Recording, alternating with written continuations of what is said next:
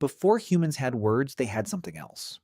And whatever that was, it kept us alive, coordinated, and somehow managed to build the foundation of every language spoken today. But here's the thing nobody really asks. What exactly were we doing before speech? Like, what did communication look like when the best tool you had was your face and a grunt? How did early humans say, hey, there's a lion behind you without actually saying it? That's what we're getting into today. And the answer is stranger, richer, and more impressive than most people assume. Let's start with something you already know how to do, but probably don't think about. Right now, without moving your mouth, you can tell someone you're annoyed. You can signal that you're confused, suspicious, delighted, or deeply unimpressed, all without producing a single syllable. Your eyebrows do it. Your posture does it. The slight tightening around your eyes does it. This is not a coincidence. This is ancient hardware. The human face has 43 muscles. That's more than almost any other animal on the planet. And the overwhelming majority of them exist not for chewing or breathing, but for expression. Evolution built us a communication device out of meat and bone, and it did it long before language showed up. Researchers who study facial expressions across cultures have found something striking. The basic expressions are universal. Fear looks the same in rural Papua New Guinea as it does in downtown Tokyo. Disgust is disgust whether you're in the Amazon rainforest or a Norwegian suburb. Happiness, anger, sadness, surprise. These aren't learned behaviors. They're biological broadcasts. Paul Ekman, a psychologist who spent decades mapping the human face, identified what he called micro-expressions, involuntary flickers of emotion that last less than a fifth of a second. You can't fully control them. They leak through even when you're trying to hide how you feel. These aren't cultural artifacts, they're evolutionary ones, meaning our ancestors were already transmitting and receiving emotional data this way millions of years before anyone said a word. And this matters because facial expression isn't passive. It's not just a side effect of feeling something, it's a signal, shaped by natural selection because it helped coordinate group behavior. An individual who could instantly broadcast danger across a camp without making noise that attracted the predator had a survival advantage. So did the one who could correctly read that signal and react in half a second. We didn't invent communication with language, we upgraded it. Now let's go back, way back, before Homo sapiens, before even our immediate ancestors. About 6 million years ago, the lineage that would eventually produce humans split from the one that would produce chimpanzees. And if you watch chimpanzees today, you'll see something that looks uncomfortably familiar. They gesture, deliberately, with clear intent. A chimp will extend an arm, palm up, in a begging gesture. They'll touch another chimp's shoulder to initiate grooming. They'll wave an arm to solicit play. They'll use a specific gesture, a kind of beckoning motion, to invite another individual to follow. And critically, they only use these gestures when they can see the other chimp's face. They wait for eye contact. They repeat a gesture if ignored. They stop when they get a response. This isn't instinct running on autopilot. This is intentional communication. Researchers at the University of St. Andrews cataloged over 80 distinct gestures used by wild chimpanzees, and they found that a significant portion of them carried consistent meaning across different groups, even groups that had never been in contact with each other, which tells you these gestures are old, older than the populations using them, possibly older than the species itself. Bonobos do this too. Gorillas, orangutans. The gestural system in great apes is remarkably sophisticated, and it strongly suggests that before our ancestors ever made a word, they were already operating with a functional system of intentional signals. Here's the twist. Human infants communicate through gesture before they speak. At around 9 months, before any real language emerges, babies start pointing. They hold up objects to show you things. They reach towards something they want, they wave. These gestures follow a very specific developmental sequence, and it mirrors what we see in other great apes. Pointing, in particular, is interesting, because most animals can't do it. You can spend your whole life with a dog, and it will look at your finger, not what you're pointing at. Human infants point to share attention, not just to request things. That distinction is significant. The gestural origin theory of language, one of the leading hypotheses in linguistics, argues that language didn't start in the mouth. It started in the hands. And the voice came later as an addition to a system that already existed. There's actually a neurological argument for this too. The brain region most associated with language production, Broca's area, is located in the same general territory that controls fine hand and mouth movements. It's not a language region that happens to sit near the motor cortex. It may be a motor planning region that got conscripted into language. The hands built the road. The mouth just learned to drive on it. But gesture only works when you can see each other. And early humans spent a lot of time in situations where visibility was limited. Moving through dense forest, operating in darkness, spread out across terrain where line of sight wasn't guaranteed. So something else had to fill the gap. Sound, not language, not words, just sound. Before words, there were calls. Vocalizations that carried meaning not through grammar or vocabulary, but through acoustic properties. The pitch, the rhythm, the intensity, the pattern of the sound. Every primate species has a call system, and these systems can be surprisingly specific. Vervet monkeys famously have distinct alarm calls for different types of predators. One call for eagles, which sends the troop scrambling into the bushes. A different call for snakes, which makes them stand up and scan the ground. Another for leopards, which sends them into the trees. Same species, same troop. 3 different sounds, 3 different behavioral responses. Context-specific, consistent, and functionally referential. Meaning the call isn't just expressing an emotional state, it's referring to something out in the world. This is not language, but it's not nothing either. It sits somewhere in the middle, a system of signals that carries information beyond what the raw emotion of the caller would convey. Our ancestors almost certainly had something like this, probably richer than what vervets have, given that our lineage had millions of years of social complexity stacking up on top of it. And as group sizes grew, as social hierarchies got more complicated, as cooperative hunting required more coordination, the selective pressure to communicate more precisely would have intensified. What early Homo would have sounded like is genuinely unknown. The voice box doesn't fossilize. The soft tissue that produces speech leaves no trace in the archaeological record. But we can make inferences from anatomy. The position of the hyoid bone, a small U-shaped bone in the throat, tells us something about vocal anatomy. Neanderthals had a hyoid bone nearly identical to ours, which means they almost certainly had the physical capacity for complex vocalizations. Whether those vocalizations were language in any meaningful sense is still debated, but the hardware was there. And here's the thing about Neanderthals that most people don't sit with long enough. They buried their dead. They made pigments. There's evidence they wore eagle talons as personal ornaments. These are not the behaviors of creatures with nothing to say to each other. These are the behaviors of creatures navigating a rich social world that almost certainly required some form of symbolic communication to maintain. Let's talk about something that doesn't get enough credit. Rhythm. Before words, there was beat. Rhythm is one of the most ancient and cross-cultural features of human communication. Every known human culture has music. Every known human culture has drumming, clapping, or some form of rhythmic expression. This is not coincidence. Rhythm is deeply embedded in social bonding in a way that's hard to explain without thinking about evolution. When humans synchronize movement, when they walk together, drum together, sing together, something neurological happens. Oxytocin levels increase. Pain thresholds rise. Group cohesion measurably improves. There's a reason military units march in step. There's a reason religious rituals involve chanting. There's a reason concerts feel the way they do. Shared rhythm signals affiliation. It says, we are together, we are moving as one, we can be trusted. This didn't require language. And given that the capacity for rhythmic entrainment, the ability to synchronize with an external beat, is something humans do automatically, and other primates largely can't, it suggests this was a significant and specific adaptation in our lineage. Anthropologist Robin Dunbar, who's known for the social brain hypothesis, has argued that early music and rhythmic vocalization might have functioned as a kind of grooming at a distance. In primate groups, physical grooming is the primary social bonding mechanism. But grooming is one-on-one. As group sizes expanded, you couldn't groom your way to social cohesion in a group of 150 people. You needed something that could bond many individuals simultaneously. Singing together, moving together, drumming together. Sound as social glue. This isn't a fringe idea anymore.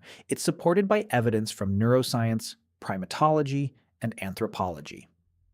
The communicative function of rhythm in early humans may have been as important as anything gestural or vocal in a more referential sense. The oldest known musical instruments, bone flutes found in sites across Europe, date to at least 40,000 years ago. But the absence of older instruments doesn't mean there was no older music. Percussion doesn't need instruments. Hands on hollow logs, stones struck together, feet on hard ground. Rhythm was available to every human who ever lived, and the neurological response to it suggests we've been using it for far longer than 40,000 years. Now let's talk about the body. Posture communicates.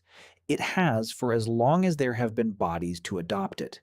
Making yourself large when threatened, making yourself small when deferring to a dominant individual, presenting a shoulder, turning away, dropping the head, these are not symbolic behaviors. They're biologically readable. Other animals read them accurately. We read them accurately.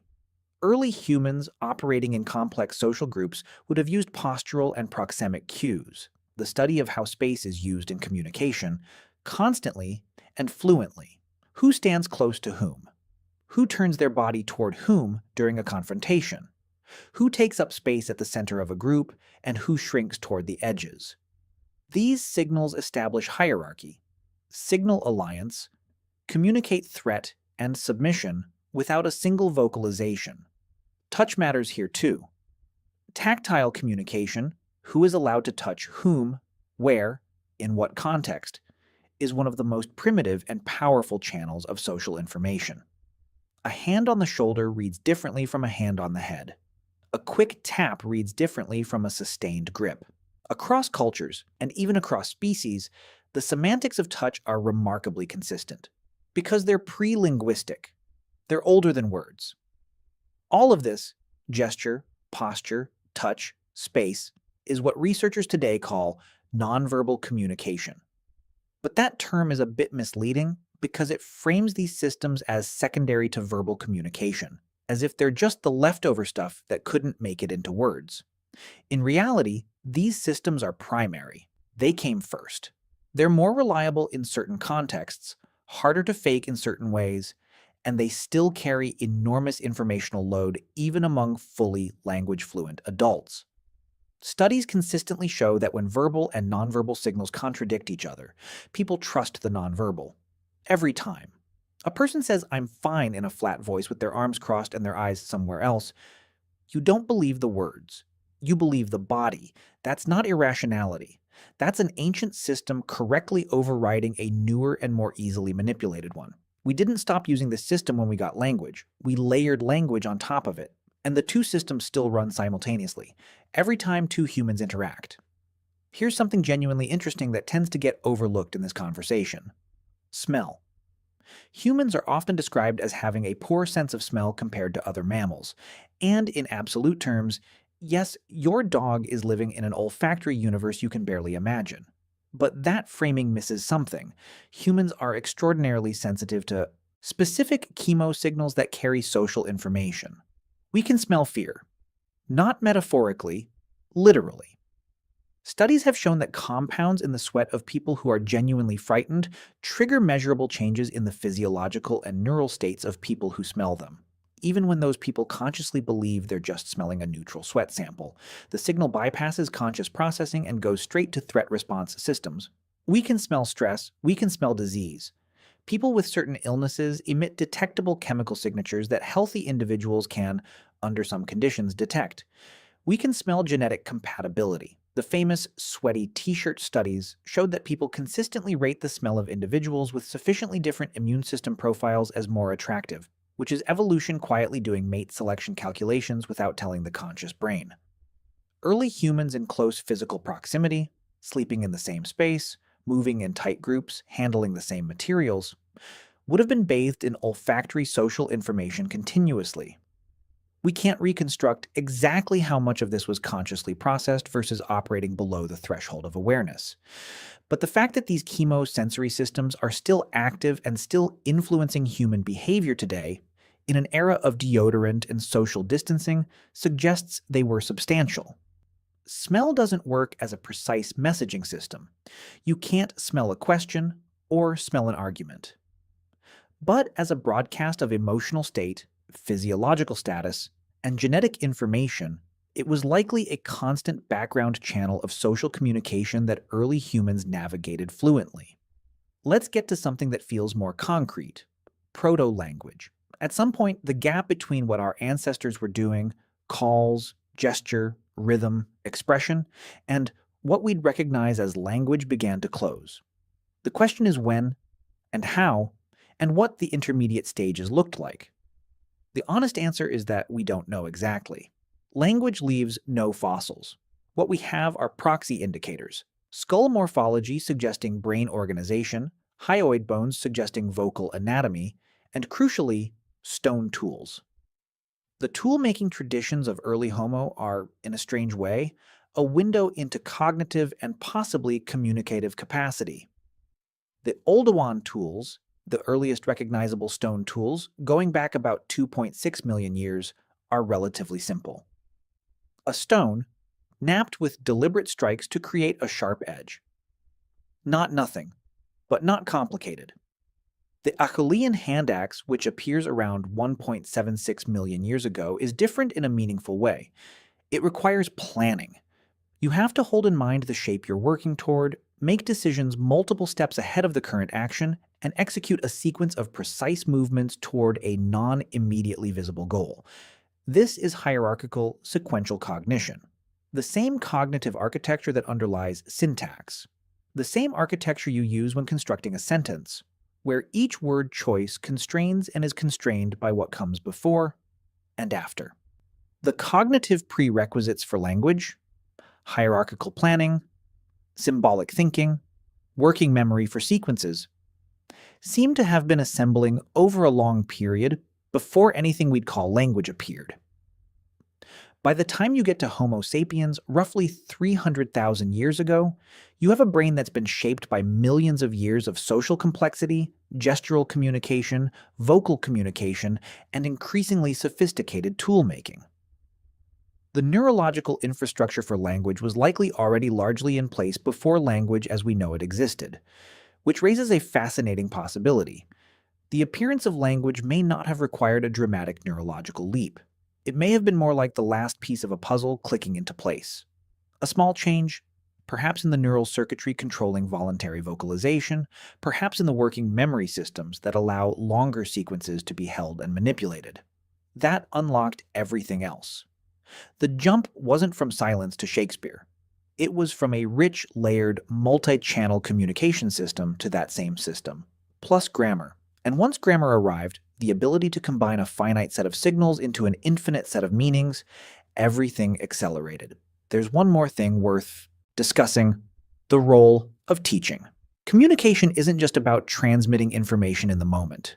One of its most powerful functions is transmitting information across time, from one generation to the next. And the evidence suggests that early humans were doing this long before language made it easy. Imitation is one mechanism. Watching a skilled individual perform a complex task and copying it, refining it, improving it over generations is a form of cultural transmission that doesn't require words. And humans are extraordinarily good at it. Imitation in humans is qualitatively different from what other animals do. We imitate the method, not just the outcome. We reproduce the specific actions used to achieve a result, even when other methods would also work. This is called over-imitation, and it's so deeply wired into us that children will reproduce obviously unnecessary steps in a demonstrated action sequence because they assume the steps must mean something. This behavioral tendency is what allows culture to accumulate. A technique developed by one individual can be preserved and refined by a group and transmitted to the next generation without full verbal explanation. The form carries the information. You watch, you copy, you improve, you pass it on.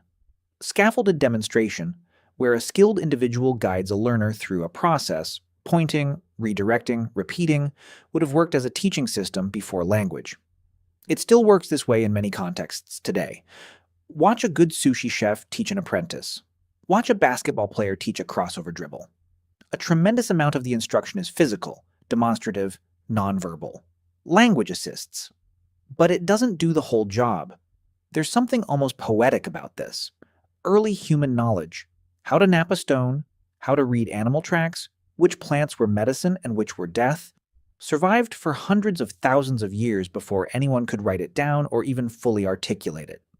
It survived in bodies, in hands that had watched other hands and learned to move the same way, in the accumulated muscle memory of a species that was teaching long before it had teachers. The emergence of more explicit symbolic communication, proto-language, then language, would have dramatically increased the efficiency and fidelity of this knowledge transfer. You could describe things that weren't present. You could communicate about the past and the future. You could explain the why behind a technique, not just demonstrate the how. You could warn someone about a danger they hadn't encountered yet. You could grieve together for someone who was gone. You could make plans that stretched further than the horizon. This is probably a large part of why language spread and deepened once it began, not just because it helped in the moment, but because it supercharged the cultural accumulation that makes human civilization possible. Here's where it all lands. Human communication before speech wasn't primitive. It wasn't a rough draft. It was a sophisticated, multi-channel system that coordinated groups of dozens or hundreds of individuals, managed complex social hierarchies, transmitted emotional states and threat information in real time, and built the cultural scaffolding across which language eventually emerged. The face was already broadcasting. The hands were already signaling. The voice was already producing calls with referential meaning. The body was already carrying status and alliance information. Smell was already filtering social data below the level of conscious awareness. Rhythm was already bonding groups together in ways that no one-on-one interaction could achieve. Language didn't replace this system. It joined it. Every conversation you have today runs simultaneously on ancient pre-linguistic channels. The expression on your face, the posture of your body, the rhythm of your speech, the touch that is or isn't offered, and on the more recently evolved channel of words and grammar. When you look at a stranger and, in a fraction of a second, decide whether they seem trustworthy, that's the old system doing its job. When you feel the energy in a room shift before anyone says anything, that's the old system. When you're lying and someone just knows, even though your words were technically correct, that's the old system catching the inconsistency between channels. The Idura words said one thing. The face, the voice, the timing, the posture all said something else. And the listener's ancient hardware flagged the mismatch before their conscious brain had finished processing the sentence. We are not creatures who traded in nonverbal communication for language. We are creatures who added language to a nonverbal foundation, and we still run on both. And when you zoom out far enough, the whole story becomes something worth sitting with. A lineage of animals, spread across millions of years, gradually building a more and more complex system for reaching across the space between one mind and another. Starting with a face that could broadcast fear, adding hands that could point and gesture, adding voices that could carry information over distance, adding rhythm that could pull individuals into synchrony, adding imitation that could carry knowledge across generations. And then, eventually, adding the thing that let one mind describe the contents of another mind to someone who wasn't there, wasn't present, didn't see it happen. The thing we call language. Which means every time you say something without words, every shrug, every look, every deliberate silence, you're not failing to communicate. You're reaching back to the oldest version of what you are. You're speaking in a language so ancient it doesn't have a name, one that was refined across millions of years of survival, cooperation, and everything in between. And somehow, most of the time, the message gets through just fine.